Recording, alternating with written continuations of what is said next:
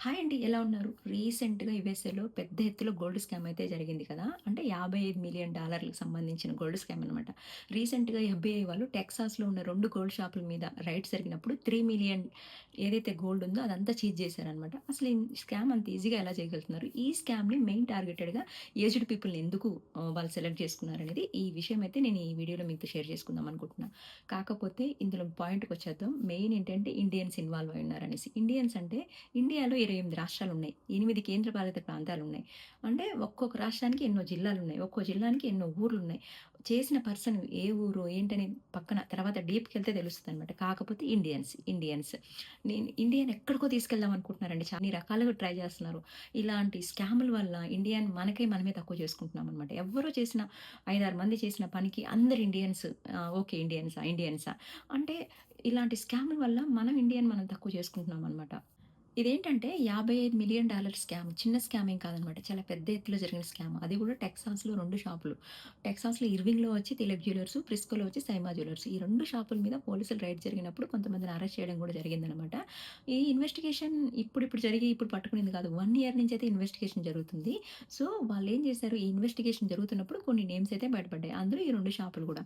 ఈ 2 షాపులు అసలు ఈ స్కామ్‌లో ఎందుకు ఇన్వాల్వ్ అయ్యి, ఈ 2 షాపులు ఏం చేశాయి అంటే గనక, ఇప్పుడు గ్రూప్ ఆఫ్ పీపుల్ ఎవరైతే పెద్దవాళ్ళని బెదిరించి అంటే ఏజ్డ్ పీపుల్‌ని టార్గెట్ చేశారు కదా! వాళ్ళ దగ్గర నుంచి గోల్డ్ సేకరించి వాళ్ళు ఈ షాప్‌లో ఇస్తే, ఈ షాప్‌లో వాళ్ళు ఆ గోల్డ్‌ని కరిగించి మళ్ళీ నగదు రూపంలో జనాలకు అమ్ముతున్నారనమాట.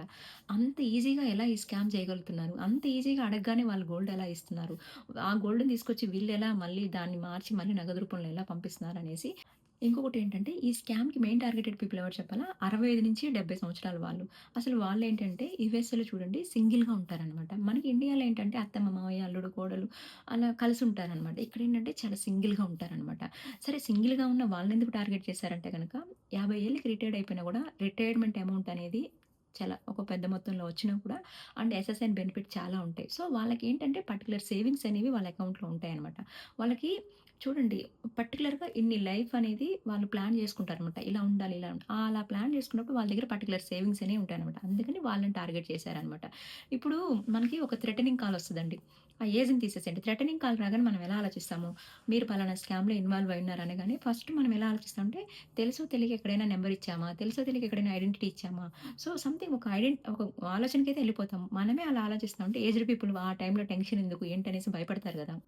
స్కామ్‌లో ఇలాంటి వాళ్ళని టార్గెట్ చేసినప్పుడు మెయిన్ వాళ్ళకి వాళ్ళు ఫోన్ కాల్స్ ద్వారా గాని, ఈమెయిల్స్ ద్వారా గాని, లెటర్స్ ద్వారా గూడా అండి. అంటే మీరు పలానా డ్రగ్ ట్రాఫికింగ్ కేస్‌లో ఇన్వాల్వ్ అయ్యున్నారు. అంటే డీఈఏ డ్రగ్ ఎన్ఫోర్స్‌మెంట్ అడ్మినిస్ట్రేషన్ అని చెప్తూ వాళ్ళకేం చెప్తారంటే ఈ కేస్‌లో మీ ఇన్వాల్వ్‌మెంట్ ఉంది. సో, ఈ కేస్ నుంచి బయటపడాలంటే కొంత అమౌంట్ అనేది మీ నుంచి మాకొస్తే ఈ కేస్ నుంచి బయటపడేస్తాము అని చెప్పేసి చెప్తారు. వాళ్ళకి తెలుసు ఆ కేస్‌లో వాళ్ళు చేయలేదని చెప్పేసి. అయినా కూడా వాళ్ళేం చెప్తారంటే మీ ఐడెంటిటీ యూజ్ చేస్తున్నారు. మీ డీటెయిల్సే ఉన్నాయి. సో, అందుకని ఒకవేళ రేపు కేస్ బయటపడితే గనక మీ అకౌంట్స్ అన్ని ఫ్రీజ్ చేస్తారు. మీ దగ్గర ఏదైతే సేవింగ్స్ ఉన్నాయో అవన్నీ కూడా పనికిరావనమాట. అందుకని మీరు ఈ కేస్ నుంచి బయటపడాలి అంటే గనక మీరు కొంచెం నగదు రూపంలో అంటే డబ్బు రూపంలో గాని, బంగారం రూపంలో గాని మాకిస్తే ఈ కేస్ నుంచి మిమ్మల్ని బయటపడేస్తామని చెప్పి చెప్తారనమాట. ఒక్కసారి ఆలోచించండి ఆ ఏజ్‌లో సింగిల్‌గా ఉండేవాళ్ళు ఎక్కువ రిస్క్ తీసుకోవడానికి, టెన్షన్ తీసుకోవడానికి అసలు ఇంట్రెస్ట్ చూపిచ్చరు. ఫోన్ కాల్స్ చేసినప్పుడు మీ సైడ్ నుంచి కొంచెం నగదు రూపంలో వస్తే ఈ కేస్ నుంచి అయితే బయటపడతారు. మళ్ళీ మీరు బయటకొచ్చిన తర్వాత దాన్ని గోల్డ్‌గా చేసి మీకు ఇస్తాము. అది మీకు ఫ్యూచర్‌లో ఉపయోగపడుతదని జెప్పేసి చెప్తారు గదా! వాళ్ళు అదే ట్రాప్‌లో ఉంటారు పెద్దవాళ్ళు పాపం. ఏందంటే, ఆ కేస్ నుంచి ఎలా అయినా బయటపడాలని జెప్పేసి వాళ్ళ దగ్గర ఉన్న సేవింగ్ అకౌంట్స్‌లో మనీ అంతా తీసేసి గోల్డ్ గొనేసి రెడీగా పెట్టుకుంటారనమాట. ఇప్పుడు కాల్స్ చేస్తారు గదా! వాళ్ళేం జెప్తారంటే, మా డిపార్ట్‌మెంట్ పర్సన్ వచ్చేసి మీ దగ్గర కలెక్ట్ చేసుకుంటాడని చెప్తారనమాట. అక్కడ కలెక్ట్ చేసుకునేది ఎవరు చెప్పాలి? ఏజెంట్ అనమాట. ఆ ఏజెంట్ గురించి నేను ఎండ్ ఆఫ్ ద వీడియోలో చెప్తాననమాట. వాళ్ళేం చేస్తారంటే, ఈ పెద్దవాళ్ళ దగ్గర గోల్డ్ కలెక్ట్ చేసుకొని అంటే వాళ్ళు డైరెక్ట్‌గా, ఇండైరెక్ట్‌గా బెదిరించినట్టే. బెదిరించకుండా బెదిరించినట్టే అనమాట. ఈ గోల్డ్ అంతా కలెక్ట్ చేసుకొని వెతుకుతారనమాట. పెద్ద పెద్ద షాపుల్లో ఇలాంటి గోల్డ్ తీసుకోరనమాట.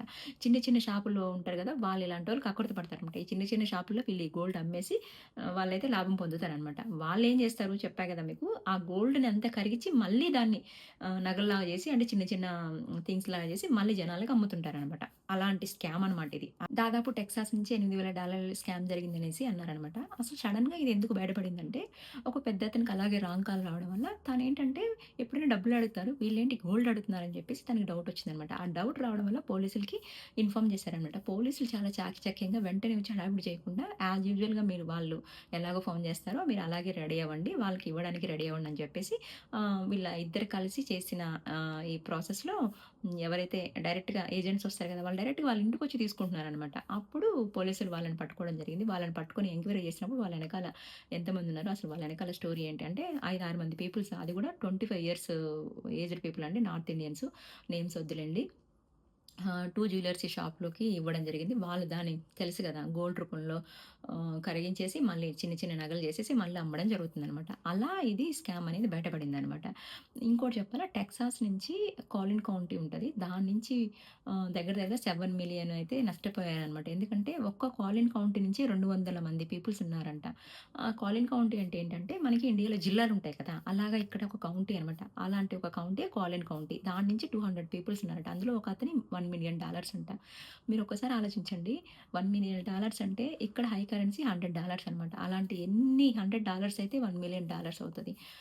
సో, అలా కొంచెం ఎక్కువ మొత్తంలో పాపం బాగా మోసపోయారనమాట. వాళ్ళే ఎంతో కొంత రిటైర్మెంట్ మనీ సేవ్ చేసి పెట్టుకొని, వాళ్ళు ఫ్యూచర్ గురించి ఆలోచించుకుంటారు. అంటే ఏజ్ అవ్వగానే కొంచెం మనీ సేవ్ చేసుకోవాలని ఆ తాపత్రయం ఉంటదనమాట. అలాంటి వాళ్ళని టార్గెట్ చేసి ఇలా చేయడం అది ఏజెంట్‌గా వర్క్ చేస్తున్నప్పుడు ఒక ఇండియన్ పర్సన్‌ని పట్టుకొని ఇండియాకి డిపోర్ట్ చేశారు గదా! ఎందుకంటే ఇప్పుడు ఎవరైనా మనకి ఒక 100, 200 డాలర్స్ ఇస్తాము. పలానా దగ్గర కొరియర్ ఉంది తీసుకురమ్మని జెప్తారు. మన వర్క్ ఏంటి? ఎళ్లి ఆ కొరియర్ తీసుకొచ్చి వీళ్ళకి ఇవ్వడం అనమాట. మనం అందులో ఏముందో గమనించమనమాట. మనం ఎలా ఆలోచిస్తామంటే డబ్బులొస్తాయి కదా! మన జాబ్ కదా! మనం జాబ్‌లాగా చూస్తాము. కాకపోతే అది వాళ్ళు కొరియర్ తీసుకొచ్చి రిటర్న్ వచ్చే టైంలో పోలీసులు అతన్ని పట్టుకోవడం జరిగింది. తను చెప్పినా కూడా వినలేదనమాట. ఎందుకంటే ఫస్ట్ తన చేతిలో ఉండేదే చూస్తారనమాట. బ్యాక్ ఎండ్‌లో ఉన్న పర్సన్ ఇప్పటి వరకు మనకి ఇంకా అందుబాటులో లేరు. తననైతే ఇండియాకి డిపోర్ట్ చేయడం జరిగింది. తననే కాదు చాలా అలా జరిగినియి చాలా రీసెంట్‌గా. సో, ఎవరైనా ఏదైనా వర్క్ చెప్పినప్పుడు కంపల్సరీ ఆలోచించండి. మీరు ఏం వర్క్ చేస్తారు? మీరు చేసే పని మీరు తెలుసుకోవాలి గదా! అంతేగాని మీకు ఎవరో డబ్బులిస్తా అంటే గనక అంత ఈజీగా ట్రాప్‌లో పడిపోకండి. నేనైతే డైరెక్ట్‌గా 2, 3 నా కళ్ళతో చూడాల్సొచ్చింది. ఒకటైతే నేనే ఫేస్ చేశాను. ఇప్పుడు ఇండియాలో నేను బ్యాంక్‌లో ఫ్రాడ్ అనమాట ఇది. ఆహ్, ఒక పర్సన్ వచ్చారు పాపం. ఒక పర్సన్ వచ్చేసి తనేం చేశాడు పింఛన్ వచ్చినట్టుంది. తను పింఛన్ తీసుకొచ్చి అప్లికేషన్ ఫార్మ్, డిపాజిట్ ఫార్మ్ ఉంటది కదా! తీసుకొచ్చి ఒక పర్సన్‌కి ఇచ్చారు. ఫిల్ చేయి బాబు అని చెప్పి. తనేం చేశాడు తన అకౌంట్ నంబర్ ఏసుకున్నాడు అక్కడ డిపాజిట్ ఫార్మ్ చూసేసి. తిను చూసుకోలేదు. తినకి తెలిసిందో లేదో మరి కళ్ళు కనపడలేదేమో. ఆ డిపాజిట్ ఫార్మ్ డబ్బులతో పాటు తీసుకెళ్ళి ఇచ్చేసాడు. డబ్బులు ఆ అబ్బాయి అకౌంట్‌లో క్రెడిట్ అయిపోయాయి. ఇతని అకౌంట్‌లోకి డబ్బులు రాలేవు. ఇంటికెళ్ళి చూసుకున్నాడు. ఎందుకంటే అప్పుడే మనకు తెలుసు ఓటీపీలు సంథింగ్ అప్పుడే అమౌంట్ చెక్ చేసుకోవాలని వాళ్ళకంత అవేర్‌నెస్ ఉండదు కదా పాపం. తను ఇంటికెళ్ళి అమౌంట్ రాలేదని చెప్పి మళ్ళీ బ్యాంక్‌కొచ్చి చెక్ చేస్తే అకౌంట్ అతనికి పడిపోయాయి. ఇంకా మీకు తెలుసు కదా! అవి ఎప్పుడుకో వస్తాయేమో. అది కంప్లెయింట్ రైజ్ చేయాలి సంథింగ్ అట్లా అట్లా వెంటనే అయితే క్రెడిట్ కావు కదా! సో, అలాంటి ఇష్యూ ఒకటి ఫేస్ చేశాను. ఇంకొకటి గ్యాస్‌కి సంబంధించి. బిఆర్ గ్యాస్ ఏజెన్సీ అని ఉంటది. మాకు సిలిండర్ డెలివరీ చేస్తారు గదా! అప్పుడు మనం వాషర్ చెక్ జేసుకోం చాలామంది గూడా. ఆహ్, వాషరు మళ్ళీ మనం పెట్టేటప్పుడు కొంచెం చిన్న హోల్ ఉన్నా గూడా అది బబుల్‌లాగొచ్చి గ్యాస్ లీక్ అవుతా ఉంటదనమాట. అలాంటి టైంలో మేము కాల్ సెంటర్‌కి కాల్ చేశామనమాట. కాల్ సెంటర్‌కి కాల్ చేస్తే ఇప్పుడు నేను చేయలేదనమాట. మా హస్బెండ్ చేశారు. ఆఫీస్‌లో ఉన్నాడు. తను బాగా టెన్షన్‌లో ఉన్నాడు. వర్క్‌లో ఉన్నప్పుడు కాల్ సెంటర్‌కి కాల్ చేసినప్పుడు మీకొక లింక్ పంపిస్తాము. ₹50 డిపాజిట్ చేయండి. మీకొక పర్సన్‌ని పంపిస్తాం. తర్వాత పర్సన్ ఇంటికొచ్చాక మీరు మనీ ఇద్దురని చెప్పేసనన్నారు. అసలు ఎవరికైనా చూడండి ఒక పనిలో ఉన్నప్పుడు ఇంకో పని మీద ఫోకస్ చేయలేమనమాట. అలాంటి టైంలో ఆ లింక్ క్లిక్ చేయంగానే 26,000 మాకు ఆహ్, పోయాయి. డెబిట్ డెబిట్ దాని లాస్ అయిపోయాయనమాట. మాకసలు ఆలోచన రాలా. తనకి మెసేజ్‌లొచ్చాయంట. మనీ కట్ అయినట్టు. మళ్ళీ పోలీస్ స్టేషన్‌కెళ్ళి అంటే సైబర్ క్రైమ్‌కి ఎంక్వైరీ చేసి స్టిల్ ఆ మనీ మాకింకా రాలేదు. ఒక్కసారి పోవడమే, రావడం చాలా తక్కువండి. అందుకని చాలా అవేర్‌నెస్ ఉండాలి జనాలకి చాలా. చదువుకున్న వాళ్ళే ఒక్కోసారి ట్రాప్‌లో పడిపోతాం మనం. మనకు సంబంధం లేకుండానే మన నెట్ బ్యాంకింగ్‌లు యాక్సెస్ ఉంటది. మన ఫోన్‌పేలు, జీపేలు. సో, అలాంటివి జరుగుతున్నాయి ఇప్పుడు. సైబర్ క్రైమ్స్ చాలా ఒకటి కాదు చాలా జరుగుతున్నాయి. కొంచెం అందుకని ఈ ఇండియాలో కూడా చాలా వరకు ఈ డ్రగ్ ట్రాఫికింగ్ కేసులో ఒక 1 ఇయర్ బ్యాకు చాలా మందికి రాంగ్ కాల్స్ రావడం. మీరు పలానా కేసులో ఇన్వాల్వ్ అయ్యున్నారు. పలానా అంటే డిజిటల్ అరెస్ట్ కూడా జరుగుతుంది కదా! సో, కొంచెం అవేర్‌నెస్ కావాలి అందరికీ. మీకు తెలిసిన వాళ్ళకి కూడా చెప్పండి. ఎవరైతే ఇప్పుడు ఎవరు కూడా పోలీసులకు ఫోను చేసి మాకు డబ్బులివ్వండి, మాకు నగలు మేము పర్సన్‌ని పంపిస్తాం అనరనమాట. మీకేదైనా రాంగ్ కాల్ వచ్చినా కూడా పోలీస్ స్టేషన్‌కొచ్చి చూస్తాము. పోలీస్ స్టేషన్‌కొచ్చి మాట్లాడతామని చెప్పండి. అంతేగాని భయపడిపోకండి ఏదైనా రాంగ్ కాల్ రాగానే. అసలు మీ సంబంధం లేకుండా మీ డీటెయిల్స్ ఇచ్చినా కూడా పర్లేదు. ఎక్కడైనా ఎవరైనా మీ ఐడెంటిటీ వాడినా కూడా పర్లేదు. పోలీస్ స్టేషన్‌కెళ్ళండి డైరెక్ట్‌గా మాట్లాడండి. ఫోన్‌లో ఎవ్వరు కూడా పోలీసులు ఇట్లా అడగరనమాట. మాకు నగదు పంపించండి. మాకు ఇలా అని చెప్పేసి. సో, అది ఫస్ట్ పాయింట్ అనమాట. అంత ఈజీగా ఎక్కడ కూడా ట్రాప్‌లో పడిపోకండి. భయపడకండి. ఫస్ట్ ఏదైనా రాంగ్ కాల్ రాగానే అవేర్‌నెస్ మీ చుట్టుపక్కల వాళ్ళతో చెప్పండి. వాళ్ళేదైనా ఎందుకంటే ఇలాంటియి కొంచెం డిస్కషన్ చేసుకుంటేనే అవేర్‌నెస్ వస్తదనమాట. ప్రతి ఒక్కరు కావాలని ఎవరు ట్రాప్‌లో పడిపోరు. అందరూ అంటారు, "అట్లా ఎలా ఈజీగా ట్రాప్‌లో పడిపోయావు?" అలా అన్నోళ్ళు కూడా చాలా మంది ట్రాప్‌లో పడిపోయి ఉంటారనమాట. సో, కొంచెం కేర్‌ఫుల్‌గా థింక్ చేయండి. మీ పక్కన వాళ్ళకి చెప్పండి ఇలా, ఇలా అని చెప్పేసి. ఇప్పుడు ఈ గోల్డ్ రేట్ పెరిగిన దాని వల్ల దొంగతనాలు ఇలాంటియన్నీ జరుగుతాయండి. కొంచెం రీసెంట్‌గా నిన్న కూడా చెప్పా గదా! అమ్మాయిలు కొంచెం సింగిల్‌గా అమ్మాయిలు కానీ, అమ్మలు కానీ ఎవరైనా సింగిల్‌గా వెళ్ళేటప్పుడు మగవాళ్ళ దగ్గర ఎక్కువ గోల్డ్ దొంగతనాలు జరిగిన కేసెస్ తక్కువున్నాయండి. వాళ్ళు పర్సులు కొట్టేయడం అలాంటివి జరుగుంటాయి గానీ, ఆడవాళ్ళ దగ్గర గోల్డు ఒక్కొక్కరైతే ఆ వీడియోస్ చూస్తుంటే ఎట్లా అయితుంది. చైన్ లాక్కెళ్ళేటప్పుడు మెడ అంతా పోవడం, ప్రాణాలే పోతున్నాయన్నమాట. అలాంటివి కొంచెం అవేర్‌నెస్ తెప్పించుకొని జాగ్రత్తగా ఉండండి. Finally be careful. Thank you for watching. See you in the next video.